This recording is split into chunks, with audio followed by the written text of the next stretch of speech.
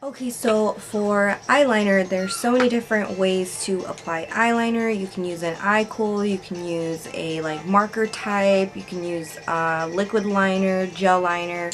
My personal favorite, and I think it's kind of like the easiest to do because you have a little more control, is using a angled brush and gel liner. What I do so that I make sure that my lines are sharp and straight and all that, because this will get like kind of goopy and gunky, like, you know, because you use it all the time. So I like to pinch it between a cotton round. Okay, so here's the little brush I use. Let me put it on my face. There we go. See how one side is like tapered, the other side is like it goes down and up.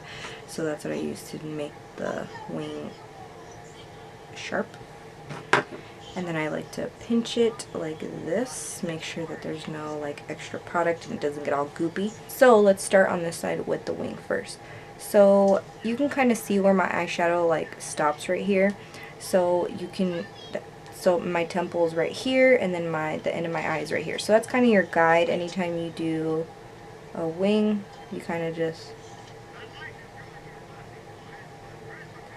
make a line. Just make the line from there to your temple. And remember, keep like wiping it off to make it skinny and more precise.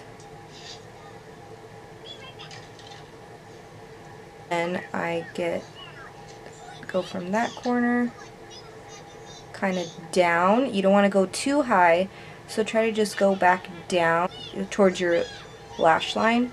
Then just leave that alone for now, and then I would just start lining my lash line.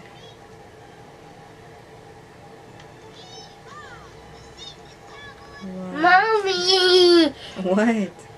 Yeah, will. Love you too.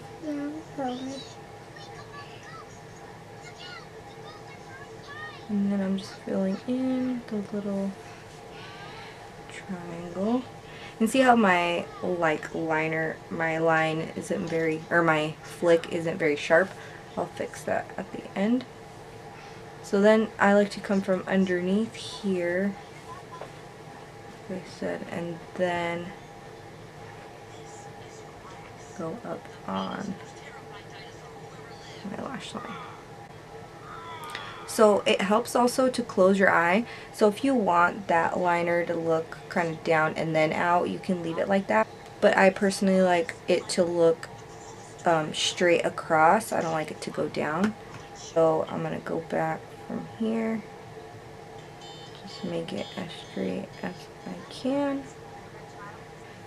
And it's also good to go back in with no product, just to try to move around the product you already have, either on your brush or on your eye. That way you don't get too much product and kind of get all messy. So just kind of go back. See how I made my wing sharper? Because that's the trick of pinching your brush, and then you can make it as sharp as you want. And no extra product. So see how this one is more of like a straight. So let's say this happens. See how this one came out a little thinner than this one. What do I do?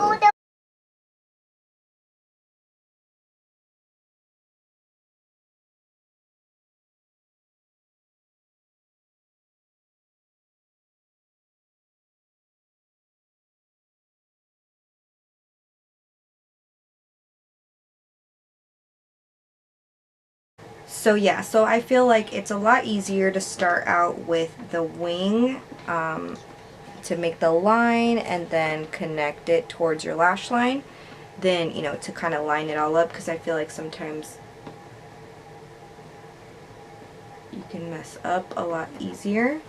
So now for brows. So I use the Dipbrow pomade. I used to use the Brow Wiz. I tried the definer and I used it for a while. I kind of liked it, but I felt like it made my eyebrows look a little too messy. I like them a little more defined.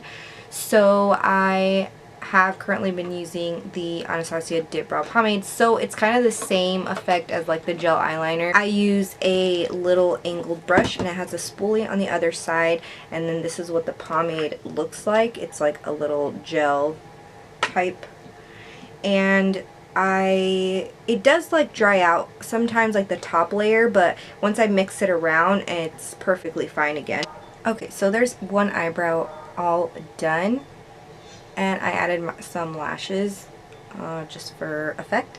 So you can, as you can see, this eyebrow I have mostly more fullness right in the center, and then I pretty much have a full brow, but I don't have much of an arch, and it's kind of short, like my brow stops like kind of right there. So I like to start right here after, it's kind of like right in the center. I don't like to take it all the way in right when I pick up product because I don't want it to be very harsh in the front. I like it to be lightest up here and then the darkest to the tail. So then I just kind of start the same product that I put at the bottom to line the bottom of the brow. I just start flicking it upwards to fill in the brow. The least amount of product, the better as well. Just move around what you have.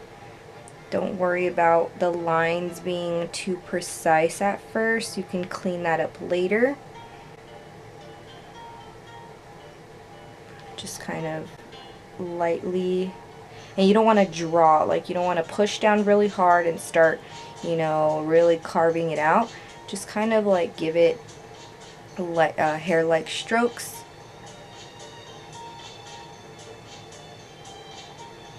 And then, like I said, I don't really have much of an arch, so what I do to create one, I just follow my natural brow from here upward. I start creating my tail, which will give me kind of the guide of where I need to start going down. So then I just kind of fill in, see how it kind of shows me where I have to stop and then go down towards my tail. So then I just lightly fill it in. This product can make your eyebrows look a little bit shiny if you use too much product. Make sure to spoolie as you go to distribute the product even more. And then what I like to do when I get to the arch area to make it nice and rounded, I don't like a pointed arch, I start sideways like this, and then once I get here I start turning my brush like that, and I just keep going back and forth from the top to the bottom, and then whatever's left over I just start dragging it towards the front.